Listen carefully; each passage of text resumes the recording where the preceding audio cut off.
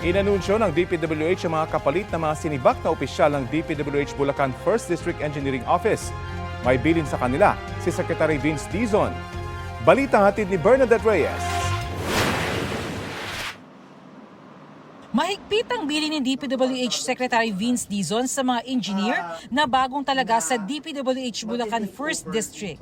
Huwag kayong gagaya doon sa mga papalitan ninyo. Kasi kung gumaya kayo, kung ano mangyayari sa kanila, yun din ang mangyayari sa inyo. Si Engineer Kenneth Fernando na magsisilbing OIC District Engineer, nag-masters ng Civil Engineering sa Japan at 10 taon nang nagtatrabaho sa DPWH. Si Engineer Paul Lumabas naman na OIC Assistant Engineer, naging OIC ng Planning Division at galing sa Private Public Partnership Service ng DPWH sa Central Office.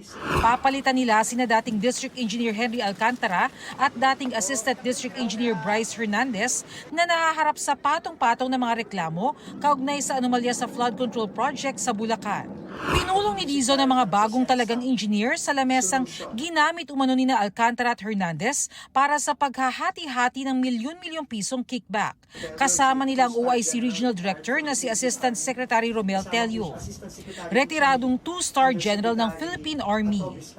Ayon sa DPWH, matinding vetting ang ginawa para matiyak na wala silang kaugnayan kina Alcantara at Hernandez.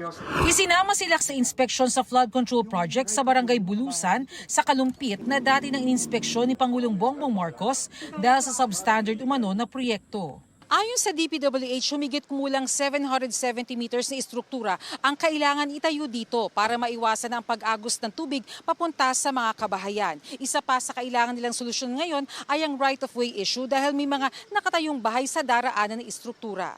7 months in 1 year, bumabaha dito. Lahat ng mga involved dito, kasama na sila Sims, Wawaw, may mga St. Timothy din ata dito, lahat yan may kaso na, no? At most likely ma-file na sa korte ng ombudsman yung mga kasong ito. Isara natin yung gap. So, sisimulan na nila yung proseso. Immediately, kailangan pong ma-parcellary survey habang inaayos po yung design ng flood control. And at the same time, magkaroon ng coordination meeting dito po sa lugar. So while hinihintay po yung pondo, na paghahanapan ng pondo, pwede pong gamitin yung time na yon para gawin lahat ng studies. Kasalukuyang nakaditine sa Senado sina Alcantara at Hernandez. Gayon din ang kasamahan nila dati sa DPWH Bulacan na si JP Mendoza at ang kontratistang si Curly Discaya. Mula sa kanilang kulungan sa Senado, ibinyay sina Hernandez at Mendoza para sa preliminary investigation ng DOJ. Hindi sila nagpaunlak ng panayam. Ayon kay Prosecutor General Richard Anthony Fadulion, respondent ang dalawa sa bagong reklamo kaugnay sa flood control project na ipinasa ng Ombudsman sa DOJ. Dumating din sa DOJ si NBI Acting Director Angelito Magno.